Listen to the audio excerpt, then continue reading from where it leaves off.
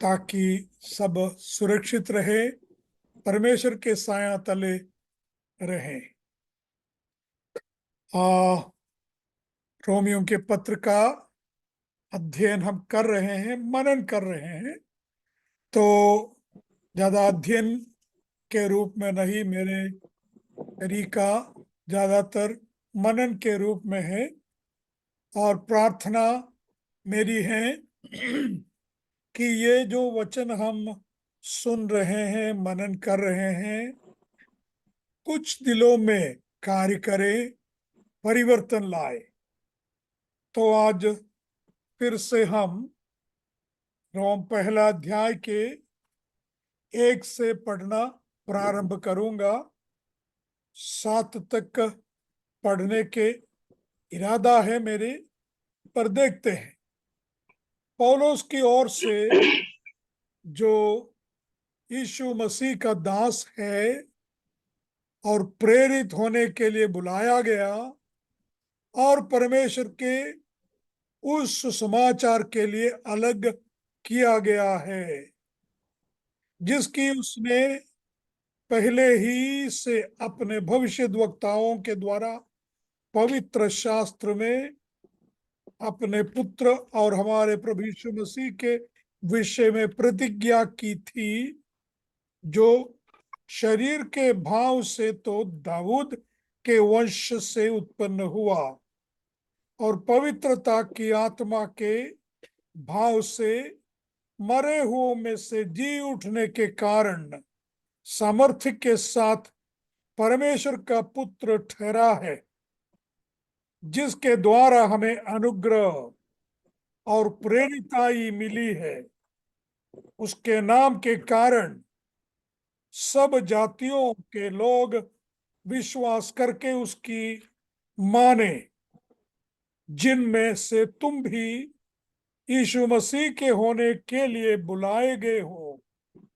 उन सब के नाम जो रोम में परमेश्वर के प्यारे हैं और पवित्र होने के लिए बुलाए गए हैं, हमारे पिता परमेश्वर और प्रभु यीशु मसीह की ओर से तुम्हें अनुग्रह और शांति मिलती रहे। प्रभु अपने पवित्र वचन के मनन में हमारी मदद करे, आशीषित करे। अभी ये जो बाइबल मैंने पढ़ा, बाइबल सोसाइटी के टेक्स्ट है, बहुत पुराना टेक्स्ट है। तो ज्यादातर मेरे सामने जो इंग्लिश बाइबल है उसी से मैं पढ़ के, मेरा मनन सब उसी में होते हैं, इसलिए वो मेरे सामने रखूंगा। और आप लोगों ने सुन चुके हैं, 1 से लेकर 8 तक सुन चुके हैं। हमने कुछ वचन तक अध्ययन भी किया, कुछ वचन तक मनन भी किया है, याद होंगे। पिछले हफ्ता हमने पवित्र प्रेरित पौल अपने बुलावे के बारे में बताते हैं। पहले अपना परिचय देता है, इंट्रोडक्शन, मैं कौन हूं। सबसे पहले परमेश्वर के सामने वो व्यक्त करता है कि मैं कौन हूं। तो हमने देखा बहुत कुछ अपने आप के बारे में वो बोल सकता था, बहुत कुछ अपने आप के बारे में बोल सकता था कि मेरा घराना फलाना है, मेरा शहर फलाना है, मेरी डिग्री फलानी है। पर यहाँ ऐसे कुछ भी संसार के दृष्टि में अभिमान देने वाली बातें कुछ भी नहीं बताते हैं। तो हमने देख चुका है, अपने यहूदी नाम जो शाऊल था वो नहीं बताते हैं। शाऊल का अर्थ है द रिक्वेस्टेड वन, मांगा हुआ।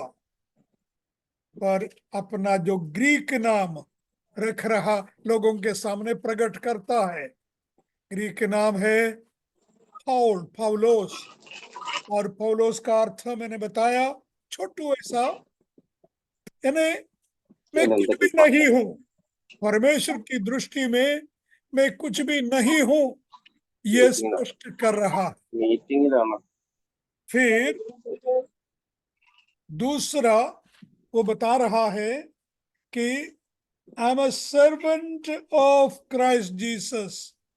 वहां भी हमने देखा यीशु मसीह का गुलाम, वो शब्द है ड्यूलोस। गुलाम खरीदे गए गुलाम होते हैं उस जमाने में, जैसा जानवरों को, चीजों को खरीदते हैं, बेचते हैं, उसी के उसी रीति में इंसान को भी खरीदते हैं, खरीदते थे, बेचते थे। तो मैंने कहा होगा, फिर दोहरा रहा हूं एक बार, एफीसी में मैंने बोला है, एफीसी के अध्ययन के समय में शिकागो में एक म्यूजियम देखने गया और उस जमाने के न्यूज़पेपर का एक नमूना रखे हैं, एक लड़की के, एक युवती के तस्वीर रखे, बोले हैं ये अच्छी है, मेहनती है, उम्र कम है, इतना डॉलर है, इसको बेचते हैं। तो जैसा आजकल कार गाड़ी वगैरह बेचते हैं, उसी रीति में इंसान को भी बेचे जाते थे। तो पौलुस ने कहा कि मैं यीशु से खरीदा गया एक व्यक्ति हूं, एक गुलाम हो। पर यीशु ने पैसा दे के नहीं, जैसा पौल पहला पत्रस में हम पढ़ते हैं, पहला अध्याय में, हमारे बाप दादाओं के रीति रिवाजों से हमें मोल लिया है, संसारिक वस्तु से, संसार के कीमती वस्तु जैसे सोना चांदी मूल्यवान रत्न, उनसे नहीं, बल्कि प्रभु यीशु मसीह जो परमेश्वर का मेमना है, उसका बहुमूल्य लहू से है, अनमोल लहू से है। तो अपने आप को एक गुलाम के रूप में रखता है प्रेरित पौलुस, यीशु मसीह के गुलाम। हाँ, मैंने उस दिन बोला था कि संसार में सबसे बड़ी नौकरी शायद वो ही होगा। कौन सा जॉब है सबसे अच्छा? ये जॉब है यीशु मसीह का एक गुलाम रहना, यीशु मसीह का गुलाम रहना। एक बार हमारा बेटा छोटा था, तो एक कन्वेंशन में गिटार बजाने के गए, मतलब 10-12 साल का था, तभी भी बजाता था। तो कन्वेंशन में गिटार बजाने के गए और वापस आके एक लिफाफा मेरे हाथ में दिया, देखो डैडी, ये मेरा पहली सैलरी है, पहला तनख्वाह है। तो मैंने बोला, इसको सैलरी मत बोलो, ये तुम्हारा मेंटेनेंस अलाउंस है। सैलरी असल में आपने जो काम किया उसका प्रतिफल वहां जाके मिलेगा, सैलरी वहां हमें मिलेगी, यहाँ मेंटेनेंस अलाउंस है। कितना विश्वास योग्य हमारा प्रभु है, हमें संभालते हैं, खिलाते हैं, पिलाते हैं। जैसा हमने पिछले हफ्ता भी देखा हो कि उस पौधों को देखो जो अपने आप उगाता है, कोई उसको रोकता नहीं, उसका बोता नहीं, उसको खिलाता नहीं, पिलाता नहीं, फिर भी वो पौधे कितना सुंदर रीति में। और चिड़ियों की ओर देखो, पिछले हफ्ते हमने देखा, हमारा प्रभु ने कहा कि उन चिड़ियों को देखो, वो स्वयं बीज बोते नहीं, काटते नहीं, फसल को गोडाउन में रखते नहीं, पर तुम्हारा पिता उन्हें खिलाते हैं, पिलाते हैं। तो परमेश्वर के लिए समर्पित स्वयं जीवन को, स्वयं के जीवन को प्रभु की सेवा में जो अर्पण किए हुए हैं, उनके लिए ये खुशी की बात है कि परमेश्वर हमारा सारी जरूरत निभाएंगे, क्योंकि उसने वायदा किया है, पहले उसका राज्य और उसकी धार्मिकता के खोजी बनो, सारी बाकी चीजें तुम्हें मिल जाएगा। मत्ती 6:33। तो ये सब हमने देख चुका है। तो फिर यीशु मसीह, पौलुस स्वयं कहता है कि called to be an apostle, हमने देखा, called to be an apostle, apostle प्रेरित होने के लिए बुलाया गया है। तो हमने पिछले हफ्ता देखा 3 प्रकार के प्रेषित है, नंबर वन, यीशु के बारे में इब्रानियों के पत्र 3 अध्याय 1 वचन में इब्रानी उनके पत्र के लिखने वालों ने कहा, यीशु मसीह परमेश्वर से भेजा हुआ एक प्रेषित है, वो अकेला है। फिर हमने यीशु मसीह के बारे में देखा, यीशु मसीह ने अपने शिष्यों को बुलाए, मत्ती 10:1 में, मार्क 3:14 में, कि यीशु मसीह ने 12 लोगों को चुन के उनको प्रेषित नाम रखा, अपोस्टल्स। फिर पवित्र आत्मा ने कुछ लोगों को और प्रेषित बनाया है। प्रेषितों के कृत्य, प्रेरितों के काम, 13वां अध्याय में हमने देखा कि पवित्र आत्मा 13 के 2 में पवित्र आत्मा कहता है उसको उन दोनों को अलग करो, पौल और बरनबास, तब तो पौल नाम भी नहीं, शाऊल और बरनबास को अलग करो जिन्हें मैंने खास काम के लिए बुलाया है। तो फिर बाद में प्रेरित 14वां अध्याय में देखते हैं बरनबास का नाम, तीतोस का नाम।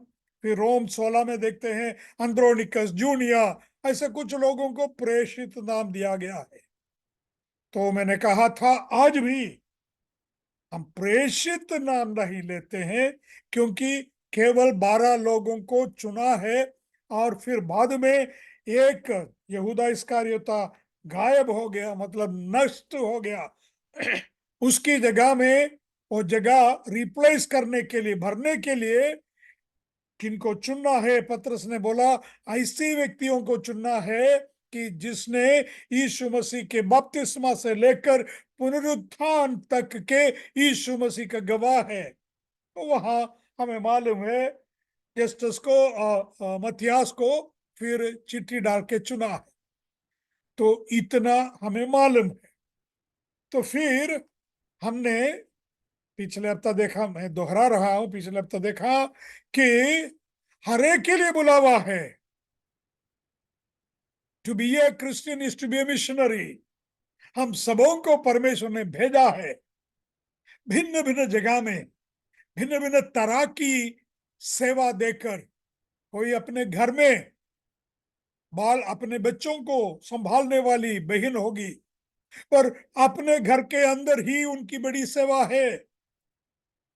प्रभु की महिमा के लिए बोल रहा, हमारे 4 बच्चे हैं, चारों बच्चों को प्रभु के पास लाने वाली हमारी घरवाली थी।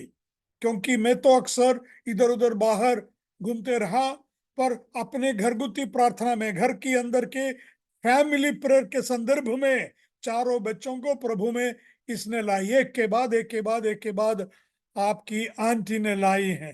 कहने की मतलब आप सिस्टर हो, ब्रदर हो, आपके लिए बड़ी सेवा है, घर के अंदर सेवा है, बाहर टीचर हो। हमारी घरवाली को उनके स्कूल टीचर ने, वो स्कूल के टीचर, संडे स्कूल टीचर भी नहीं, स्कूल के टीचर ने प्रभु में लाए। एक विश्वासी टीचर थी, टीचर ने प्रभु में लाए। तो कहने की मतलब आप टीचर होंगे, बैंक ऑफिसर होंगे, उपदेशक होंगे, प्रचारक होंगे, या नर्स होंगे, कई तरह के भिन्न भिन्न क्षेत्रों में लोगों को परमेश्वर ने रखे हैं। पर हर जगह, every field is an opportunity, every job is an opportunity. Mechanic होंगे, हाँ, बैंक में काम करने वाले होंगे, हम हर एक मिशनरी है। पौलुस ने लिखा, मुझे प्रभु यीशु मसीह ने प्रेरित बनाया है, set apart for the gospel of God, set apart for the gospel of God. पिछले हफ्ता हमने इसहाक की कहानी देखी।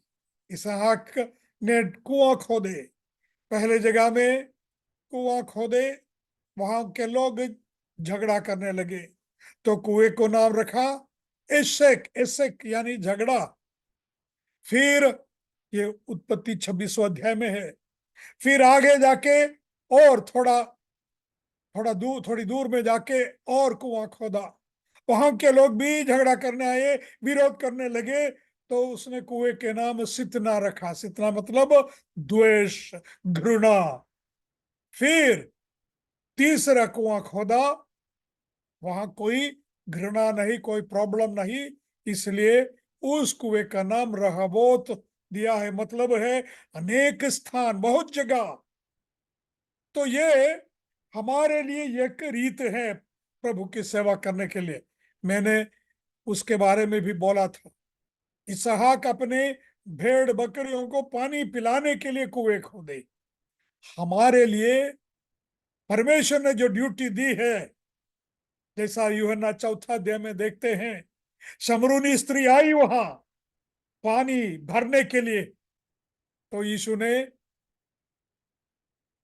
मध्याह्न के समय है, दिन में 12 बजे के समय है, यीशु वहां कुएं के पास में बैठ लिया था। और उस स्त्री आई, शमरूनी स्त्री, यूहन्ना 4। बोले मुझे थोड़ा पानी पीने दे। तो स्त्री अचंभित हो गई, तू यहूदियों के एक रबा, गुरु जैसे दिख रहे हैं, एक गुरु होकर मैं विधर्मी में शमरूनी स्त्री से आप कैसे पानी मांगोगे? यीशु ने जवाब में बोला कि जो तुझसे बात कर रहे हैं वो कौन है, तूने अगर पहचान ली तो तू उससे पानी मांगोगे और वो तुझे जीवन का पानी देने वाला है। यूहन्ना 7वां अध्याय में यीशु ने कहा, जो मुझ पर विश्वास करेगा उसके अंदर से, उसके भीतर से जीवन के पानी की जरा फुट निकलेगी। मित्र, इसहाक ने भेड़ों को पिलाने के लिए कुआं खोदा, पर हमारी तुम्हारी जवाबदारी है जीवंत पानी के, सजीव पानी के जरा लोगों तक पहुंचाना है। असल में यीशु मसीह है जो हमारे अंदर वास कर रहा है, इसलिए हमारे अंदर से जीवन का पानी की जरा फुट निकलती है। तो आज प्रभु से हम पूछें, प्रभु जिस जगह में मुझे जाना है आप दिखाइए, जहां रहबो तो मुझे मिलेगा।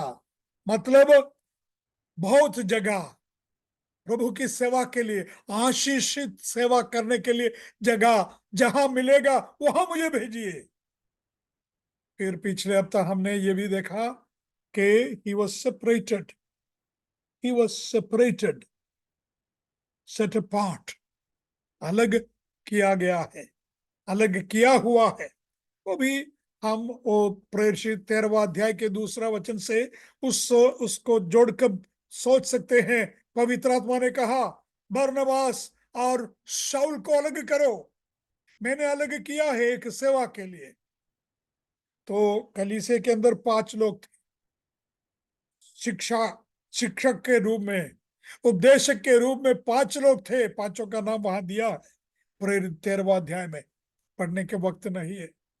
और पवित्र आत्मा ने देखा कि ये 5 लोग शिक्षक के रूप में उस कलीसिया के अंदर रहने की कोई जरूरत नहीं है, 3 काफी है। तो पवित्र आत्मा ने बोला शाऊल और बरनबास को अलग करो, भेजो।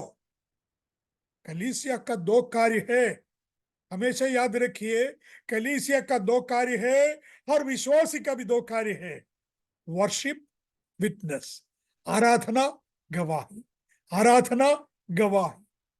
कई सारी कलीसिया आजकल रविवार को मिलती हैं एक साथ, आराधना करते हैं, बढ़िया है, बढ़िया वचन सुनते हैं, बढ़िया गाना गाते हैं, फिर चले जाते हैं। फिर संडे को अगले संडे को मिलेंगे। बीच में क्या किया, कलीसिया ने क्या किया, व्यक्तिगत हमने क्या किया, सोचना चाहिए। हफ्ता के 7 दिन हमने क्या किया? Worship, witness, worship, witness. जैसा एक पक्षी के, एक चिड़िया के 2 पंखों के तरह है, एक वर्शिप, एक विटनेस।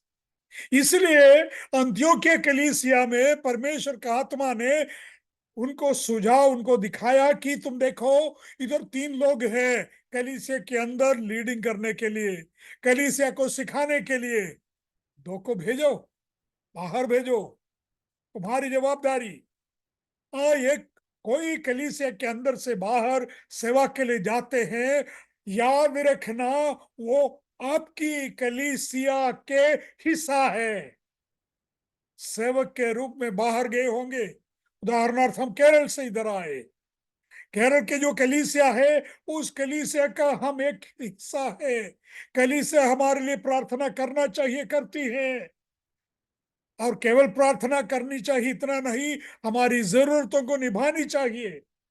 आप में से कई सेवक लोग, इवेंजलिस्ट लोग मेरे सुनते होंगे। आपकी कलीसिया की फर्ज है, कलीसिया की उत्तरदायित्व है कि आपके जरूरतों को निभाना, रेगुलर आपके लिए प्रार्थना करना। तो separated for the gospel of God, separated for the gospel of God. What is gospel? हमने सुसमाचार देखा हिंदी में, राइट? सुसमाचार, good news. Good news Greek में है इवेंगेलियन, इवेंगेलियन, जिससे इवेंजलिस्ट शब्द निकला है। आप में से कई इवेंजलिस्ट है, मैं खुद के बारे में बोलूंगा कि मैं इवेंजलिस्ट हूं। केवल अलग किए गए लोग इवेंजलिस्ट इतना नहीं है, हम सब इवेंजलिस्ट है, पर कुछ लोगों को कलीसिया ने अलग किया है पवित्र आत्मा के द्वारा, तो फुल टाइम इवेंजलिस्ट है। इवेंगेलियन, इवेंगेलियन ग्रीक में, ठीक है। इवेंगेलियन का अर्थ क्या है? गुड न्यूज, खुशखबरी, सुसमाचार, गुड न्यूज का मतलब क्या है? गुड न्यूज का मतलब क्या है? सुनिए, ध्यान से सुनिए। बाइबल का पुराना नियम को अलेक्जेंड्रिया में ग्रीक में अनुवाद किया गया है, क्योंकि यहूदी लोग अपनी भाषा इब्रानी भूल चुके थे। इसलिए यहूदी लोगों के लिए, जो जिन लोगों ने अपनी भाषा भूल गए हैं, उनके लिए ग्रीक भाषा में अनुवाद किए। जो बाइबल स्टूडेंट मेरे सुन रहे हैं वो लोग समझेंगे मैं क्या बोल रहा हूं। उस अनुवाद का नाम है, यानी पुराने नियम का ग्रीक अनुवाद का नाम है सेप्टुअजिंट। सेप्टुअजिंट, सेप्टा तो 7, सेप्टुअजिंट मतलब 70। करीब 70 लोगों ने मिलकर उस अनुवाद किया है, ठीक है। वो बोलने की कारण है, ये पुराना नियम में भी सुसमाचार यूएंगेलियन शब्द यूज किया है। बाबिलोन से, बाबेल से, बंधुआई से बाहर आए वो लोगों को छुटकारा दिया, बंधन मुक्त किया। तो उनको बंधन मुक्त करते हुए यही बोला है इवेंगेलियन, गुड न्यूज। और गुड न्यूज क्या है? You can go home now. तुम अभी बंधनस्थ नहीं है, बंधन में नहीं है, तुम अभी स्वतंत्र है। You are free, this is good news.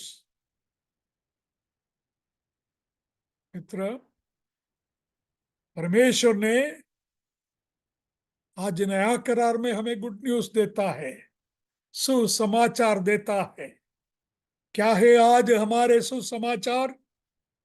You are free, तुम आजाद हो, स्वतंत्र हो, किसी के बंधन में नहीं है।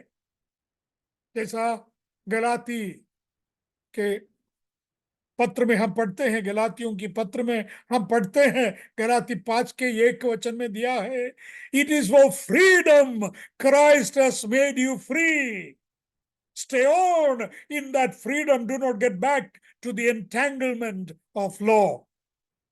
प्रभु यीशु मसीह ने आजादी के लिए तुम्हें स्वतंत्र किया है, स्वतंत्र अनुभव करने के लिए तुम्हें स्वतंत्र किया है। इसलिए दोबारा जाके नियमों के बंधन में जकड़े मत हो। गलातियों को कहा, this is good news, you are free indeed, you can go home now. Babylon में बंधुआई में रहने की जरूरत नहीं है, अपने देश में जा सकते हैं। सुसमाचार क्या है? कुछ लोग बोलते हैं अच्छा उपदेश देना है, लोगों को अच्छी अच्छी अच्छी शिक्षा देना है, कैसे जीना है, कैसा खाना है, कैसे बैठना है, कैसे, यानी लोगों को सिखाना है कि जीवन किस प्रकार सुधारे। पर that is not the gospel, that is not the gospel. What is the gospel? Others can make bad person good. मैंने बोला होगा, फिर भी दोहरा रहा, ऐसे उपदेशक लोग बुरे लोगों को अच्छा बना सकते हैं। Others can make a bad person good. Only the gospel can make a dead person alive. Only the gospel can make a dead person alive. याद भी रखिए, सदुपदेशों के द्वारा बुरे आदमी को अच्छा आदमी बना सकता है शायद। हाँ, बड़े बड़े गुरु लोग हैं, गुरु लोगों की शिक्षा से कई लोग सुधरते हैं, पर सुसमाचार जीवन सुधार का समाचार नहीं है। सुसमाचार मरा हुआ व्यक्ति को जिलाने के समाचार है। यही फर्क है। Only the gospel can make a dead man alive. जैसा एफिसियों के पत्र के अध्ययन हमने कर चुके हैं, दूसरा अध्याय में, हम सब मरे हुए थे अपने पापों में, अपराधों में। ऐसे मरे हुए हमको परमेश्वर ने जिलाया यीशु मसीह पर विश्वास करने से। तो याद रखिए, सुसमाचार बुरे लोगों को अच्छा नहीं बनाता, सुसमाचार मरे हुओं को जिलाता है, जिंदा करता है। तो ये याद रखना है। अच्छा अच्छा उपदेश, लोगों को अच्छे अच्छे सलाह देने के लिए परमेश्वर ने पौलुस को अलग नहीं किया। परमेश्वर ने पौलुस को अलग किया कि मरे हुए जिलाए जाए। मित्र, आज हमारी उत्तरदायित्व वो ही है, मरे हुओं का याद रखिए, जो आपके चारों ओर है, चलते हैं, फिरते हैं, खाते हैं, पीते हैं, जब तक वे यीशु मसीह पर विश्वास नहीं किए हैं, नहीं करते हैं, तब तक वे मरे हुए हैं आत्मा में। क्या आपके मन में पीड़ा नहीं होती उनके लिए जो आपके मित्र हैं, जो शायद आपके परिवार के हैं, अभी तक इस सुसमाचार पर विश्वास नहीं किया, मरे हुए हैं? शायद पौलुस के उद्धार के करीब, पौलुस के उद्धार के करीब 25 साल के बाद इस पत्र की रचना हुई है। इससे आवाज आ रही है, म्यूट करिए। अरे अब बात छोड़ा था। आवाज आ रही है, डिस्टर्बेंस हो रही। ठीक है, म्यूट हुआ क्या? ठीक है, हाँ, विवेक मसीह का, ओके, म्यूट हो गया। तो मैं क्या बोल रहा था, करीब 25 साल के बाद, अपने उद्धार के 25 साल के बाद, प्रेरित 9वां अध्याय के 6ठा पद, जो पिछले हफ्ता भी हमने मनन किया था, प्रभु यीशु मसीह से पूछा, Lord what wilt thou have me to do? प्रभु जी, मैं क्या करूं? उस सवाल पूछने के करीब 25 साल के बाद भी वो कह रहा है, मुझे जिस काम के लिए प्रभु ने बुलाया है वही मैं करते आया कर रहा हूं। हमें से कईयों को कुछ साल के बाद थक जाते हैं, कई थक जाते हैं, सुसमाचार प्रचार प्रचार करके थक जाते हैं। शायद लोगों लोगों के सताव के कारण थक जाते हैं। कुछ रिजल्ट नहीं आ रहे हैं, इसके वजह से भी थक जाते होंगे। प्रचार करते हैं, कोई कोई फल, कोई रिजल्ट नहीं दिख रहे हैं, इसके वजह से भी थक जाते होंगे। और पौलुस ने कहा फिलिपियों के 3 अध्याय के 7वें वचन में, फिलिपी 3 के 7 में पौलुस ने क्या लिखा? फिलिपी 3 के 7 में पौलुस ने लिखा है कि छोड़ा नहीं मैंने। राइट, 3 के 7, फिलिपी 3 के 7 में। मेरे बाइबल से मैं पढ़ूंगा पहले।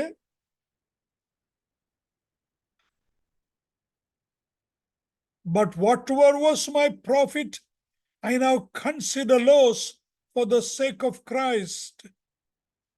फिर आगे अगर पढ़ें तो सब कुछ में खचड़ा गिनकर मैं आगे बढ़ रहा हूं। प्रभु यीशु मसीह के लिए सब कुछ में नुकसान समझता हूं। I consider everything loss for Christ sake. I consider everything rubbish. फिर 10वां वचन में, I want to know Christ and the power of his resurrection.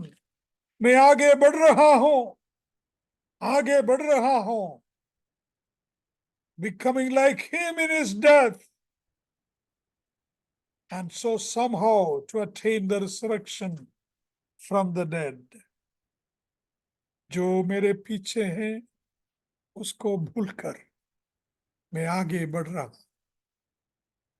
हाँ मित्र, सुसमाचार प्रचार आपको और मुझे जोश भरना चाहिए, जोश से भर देने वाला एक अनुभव बनना चाहिए। पौलुस ने 25 साल पहले पूछा, प्रभु जी मैं क्या करूं? प्रभु ने उत्तर दिया, जाओ। और वो जाते रहा, जाते रहा, जाते रहा। और इसी वचन 2 और 3 में हम एक बार और गौर करेंगे। अध्याय अध्याय 1 के, रोम अध्याय 1 के 2 और 3 वचन इंग्लिश में। The gospel he promised beforehand through his prophets in the holy scriptures regarding his son, who as to his human nature was a descendant of David, and through the spirit of holiness was declared with power to be the Son of God. बहुत सारी बातें इन दो वचनों में, 3 वचनों में छुपी हैं। नंबर 1, यह सुसमाचार पौलुस के डिस्कवरी नहीं है, पौलुस ने जुगाड़ा नहीं है, इधर से कुछ लिया वहां से कुछ लिया। सब कुछ पहले से परमेश्वर के आत्मा ने भविष्यद्वक्ताओं के द्वारा अपने वचन में लिखित रखे हैं। जैसा हम मत्ती 1 अध्याय 23, कुंवारी गर्भवती होकर पुत्र जन्मेगी, उसका नाम इम्मैनुएल होगा। उसका अर्थ है परमेश्वर हमारे साथ।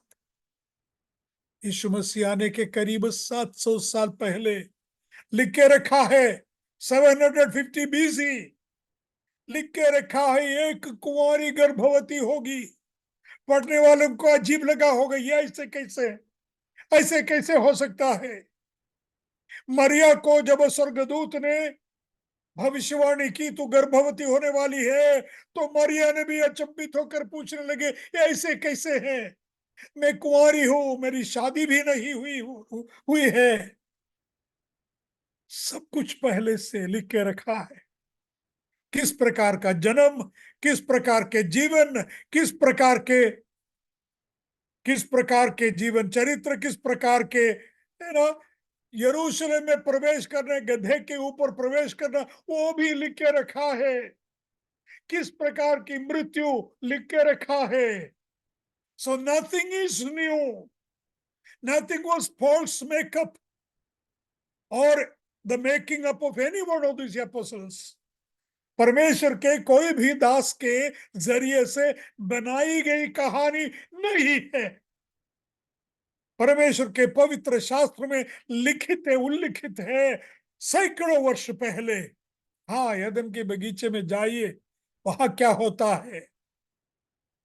एदन के बागान में, उत्पत्ति 3 अध्याय में,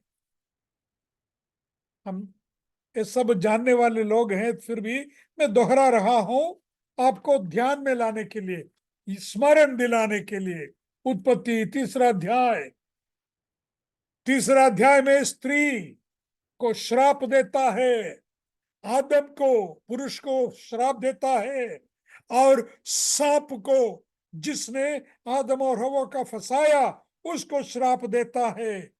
अभी देखिए उत्पत्ति 3 अध्याय 14 वचन से, Cursed are you above all the livestock, सांप को दे रहे हैं श्राप। मैं हिंदी से पढ़ूंगा। उत्पत्ति 3 अध्याय 14 वचन से हम पढ़ेंगे,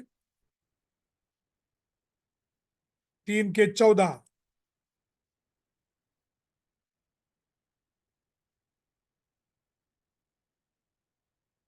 जिसको प्रोटो इवेंगेलियन, मैंने बोला था यूएंगेलियन मतलब सुसमाचार है।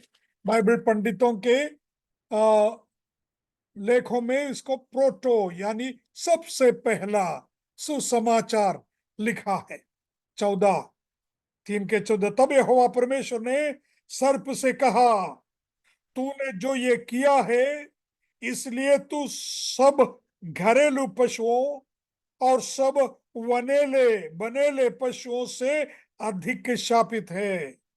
तू पेट के बल चला करेगा और जीवन भर मिट्टी चाटता रहेगा, और मैं तेरे और इस स्त्री के बीच में और तेरे वंश या तेरे संतान और इसके वंश के बीच में बैर उत्पन्न करूंगा, वो तेरे सिर को कुचल डालेगा। स्त्री की संतति, स्त्री का बेटा सांप, जो शैतान है, तेरे सिर को कुचल डालेगा और तू उसकी एड़ी को डसेगा। ठीक है, कहने की मतलब भविष्यवाणी की गई की गई भविष्यवाणी की गई बात है सुसमाचार। किसी ने जुगाड़ा तो नहीं, इधर से उधर से कुछ लेकर इकट्ठा किया हुआ नहीं, जैसा दूसरे धर्म ग्रंथों में हमको देखने को मिलते हैं। नाम नहीं लूंगा, सब कुछ पवित्र आत्मा के जरिए से लिख के रखा। देखिए यहां रोमियो के पत्र पहला अध्याय के 2 वचन में दिया है, concerning his son Jesus Christ our Lord, which was made of the seed of David according to the flesh. According to the flesh. The gospel he promised beforehand through his prophets in the Holy Scriptures regarding his son, who, as to his human nature, was a descendant of David. यीशु मसीह के बारे में theologians बोलते हैं थियांथ्रोपोस, पूरी तरह परमेश्वर और पूरी तरह इंसान।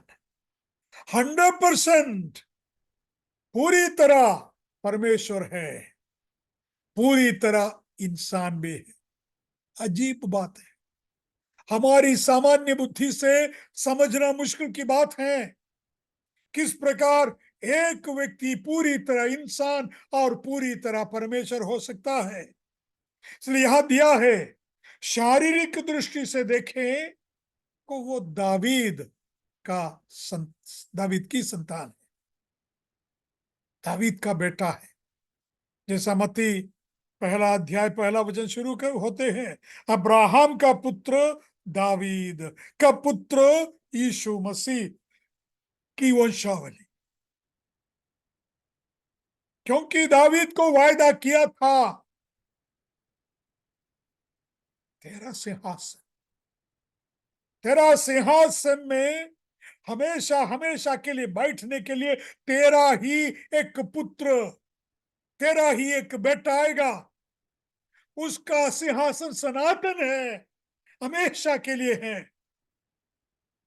तो राजा सुलेमान का तो हमेशा का सिंहासन नहीं रहा, कई उनके बेटे आए, और यीशु मसीह का सिंहासन हम एक दिन देखने वाला है कि उस सिंहासन पर विराजमान परमेश्वर के मेमना, जो यहूदा का सिंह है, यहूदा गोत्र का सिंह, जिसके बारे में उत्पत्ति 39वें अध्याय में याकूब ने भविष्यवाणी की है। उत्पत्ति 39वें अध्याय में याकूब ने भविष्यवाणी की कि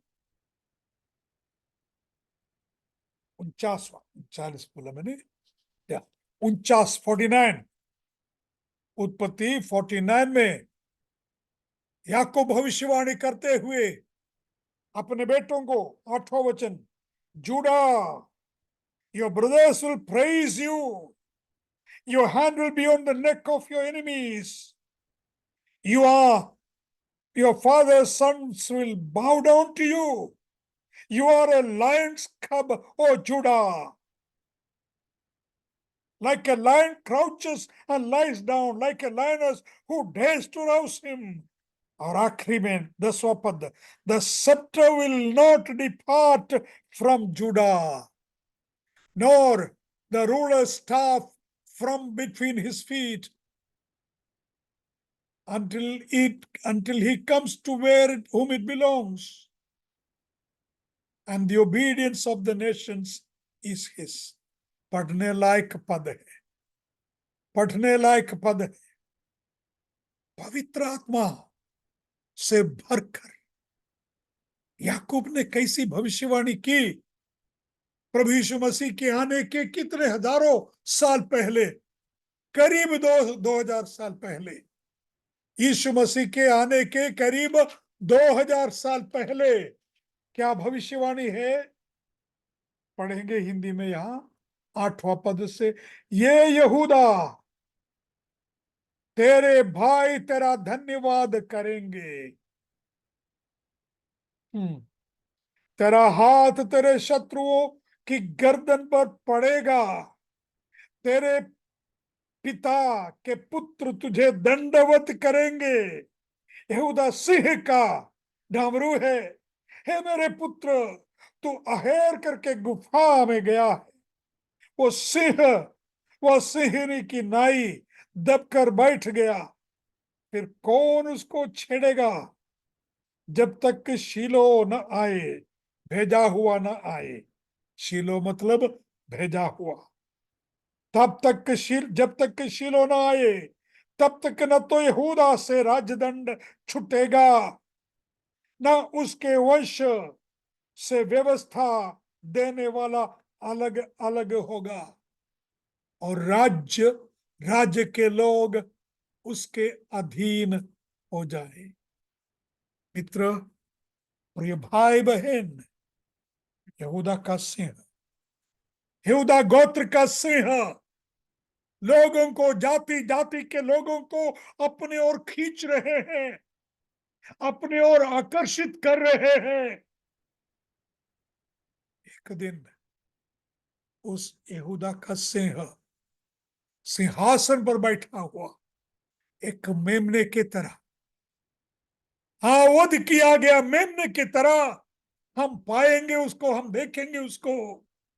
हम ये भी देखेंगे सारी जात के लोग, सारे संसार के लोग इकट्ठा होकर उसके सामने दंडवत करते हुए, तू ही योग्य, तू ही योग्य, तू ही योग्य चिल्लाएंगे, आराधना करेंगे।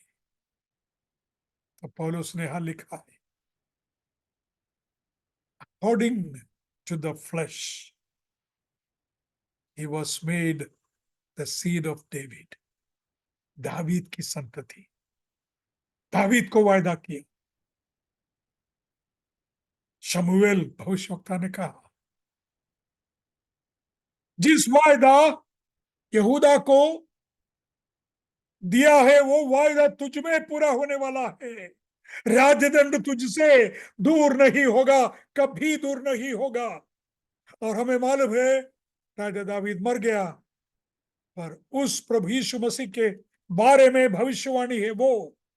तो शारीरिक तौर से दावीद का वंशज, असल में योसेफ के अगर वंशावली देखें, वो भी दावीद के वंश से हैं। मरियम की अगर वंशावली देखें, वो भी दावीद के वंश से हैं। तो दावीद का वंश, दावीद का पुत्र।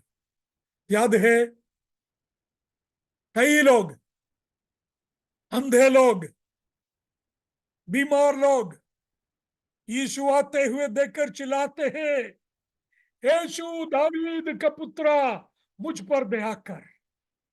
क्योंकि इन सबको मालूम है कि मसीहा दावीद के वंश से आने वाला है, बचाने वाला आने वाला है, छुड़ाने वाला आने वाला है। यही हमारा सुसमाचार है, यही हमारा सुसमाचार है कि बचाने वाला, छुड़ाने वाला। तो ये इंसान के रूप में, मनुष्य के दृष्टि, मनुष्य के रीति में दावीद का पुत्र है। प्योर मैन, 100% इंसान प्रभु यीशु मसीह। फिर आगे क्या बताया है? आगे बताया है कि परमेश्वर के पवित्र आत्मा ने उसे परमेश्वर के पुत्र के रूप में घोषित किया है। 4, who through the spirit of holiness was declared with power to be the Son of God by his resurrection from the dead। मुर्दों से, मरे हुओं से जी उठने से यीशु मसीह वास्तव में परमेश्वर का पुत्र है, उसको साबित किया, उस सच्चाई को साबित किया। हाँ, यूहन्ना 1 अध्याय का 1 वचन हमें मालूम है, आदि में वचन था, वचन परमेश्वर के साथ था, वचन परमेश्वर था, स्वर्ग में विराजमान, परमेश्वर का द्वितीय व्यक्तित्व, दूसरा व्यक्तित्व, स्वर्ग से उतर आके 14वां वचन में जैसा पढ़ते हैं यूहन्ना 1 के, वचन देहधारी होकर हमारे मध्य ठहरा किया, हमने उसकी महिमा देखी, परमेश्वर के एकलौते बेटे के महिमा, full of truth and grace, सच्चाई और अनुग्रह से भरा, सच्चाई और अनुग्रह से भरा हुआ। तो यीशु मसीह पूरी तरह इंसान है, पूरी तरह। एक छोटा सा नन्ना मुन्ना बालक के रूप में हम गौशाले में देखते हैं उसको, पर देखते हैं दूर से माझी लोग आए, आके उस बेबी को, उस नन्ना मुन्ना बच्चे को आराधना, बच्चे की आराधना करते हैं, उसको दंडवत करते हैं। माँ को रहने दिया, यूसुफ को अलग रहने दिया, दंडवत करते हैं वे आकर सिर्फ यीशु को। उस पंडित लोगों ने जान लिया कि ये एक साधारण बेबी नहीं है, एक साधारण बच्चा नहीं है, परमेश्वर का वचन देहधारी होकर आया है।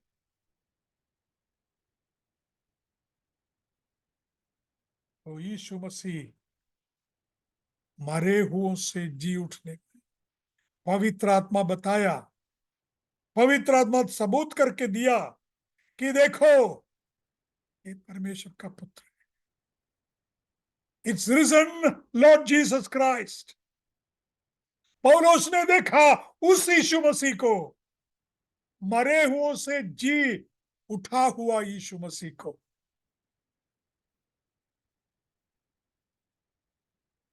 आपको मालूम है थॉमस के बारे में, यीशु के 12 शिष्यों में से एक। पुनरुत्थान के दिन यीशु मसीह उन डरे हुए शिष्यों के बीच में आके खड़ा रहा, अपने हाथ और अपने पसली उनको दिखाए। यीशु को देखकर सब खुश हो गए। वैसा ही हम पढ़ते हैं यूहन्ना 20वां अध्याय में, दे वर ग्लैड सीइंग जीसस।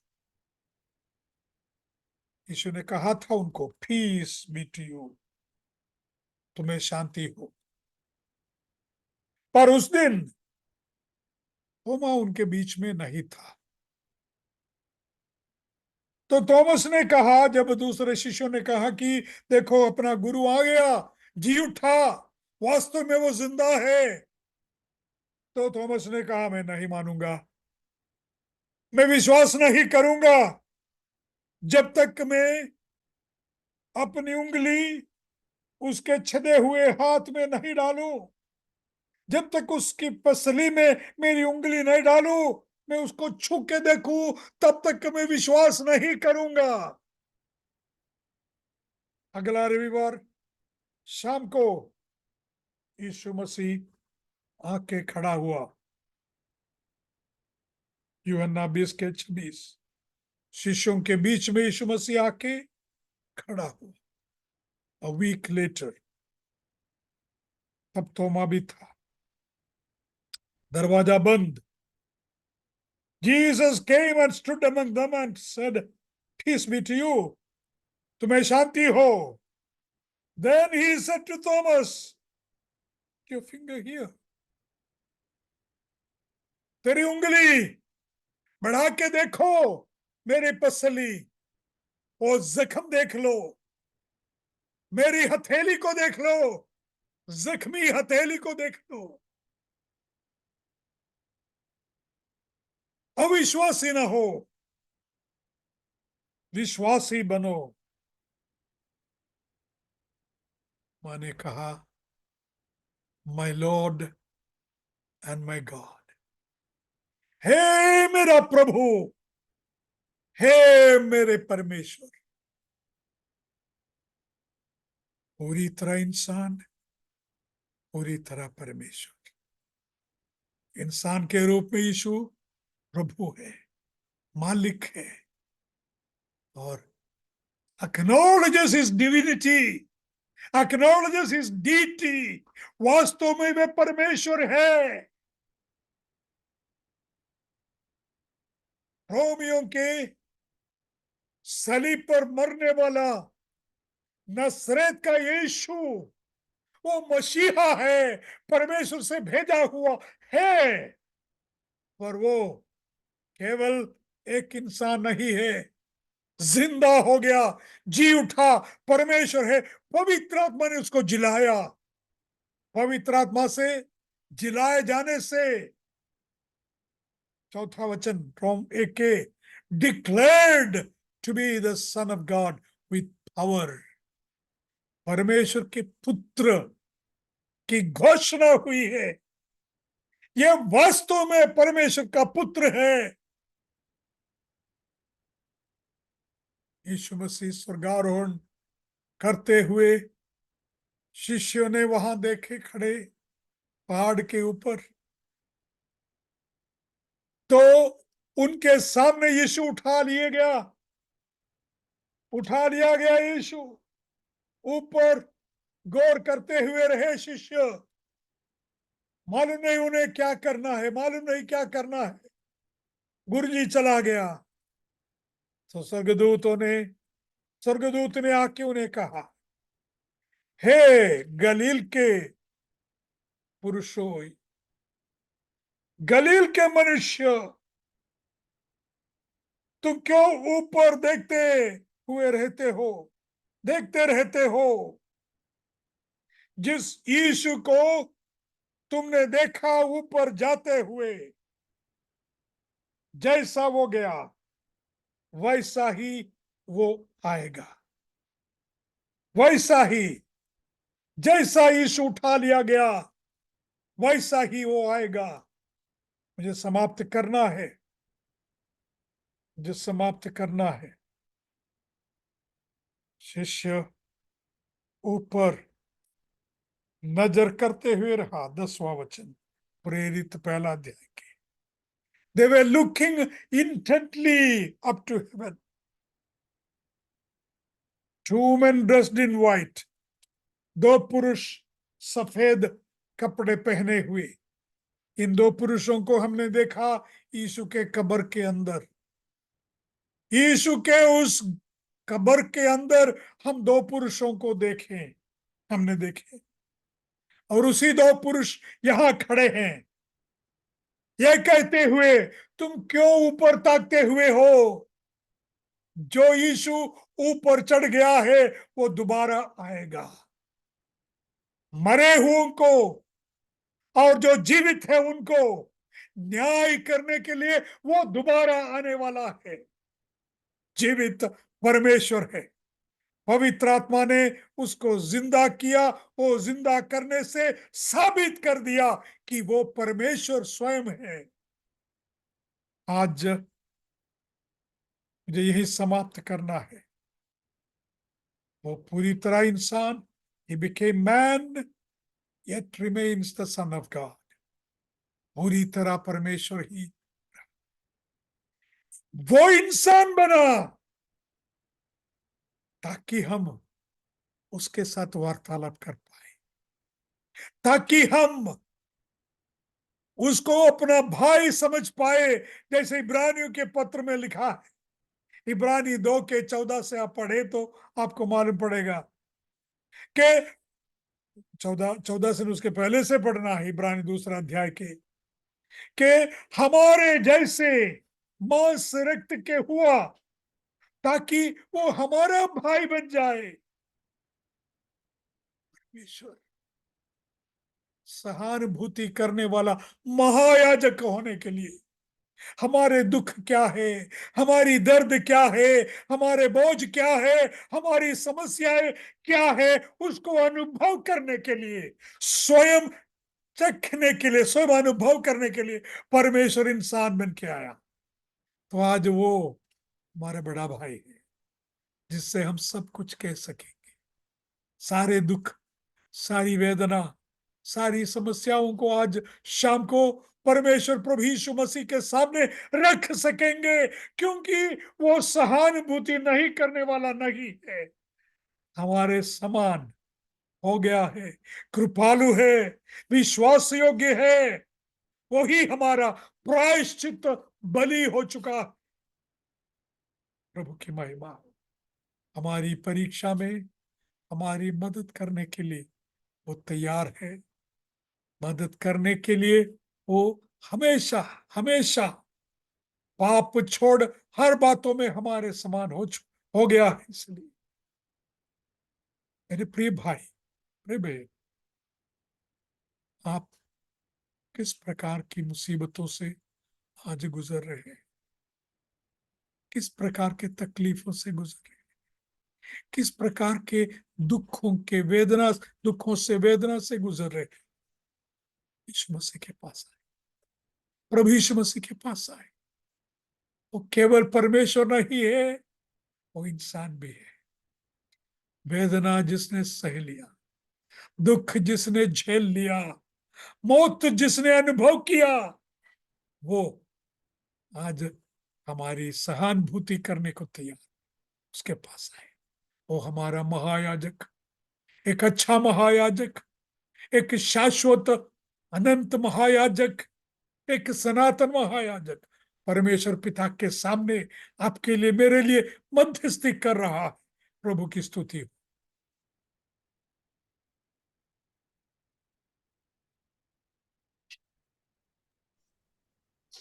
बहुत बहुत धन्यवाद uncle ji, thank you so much आज के फिर अध्ययन के लिए।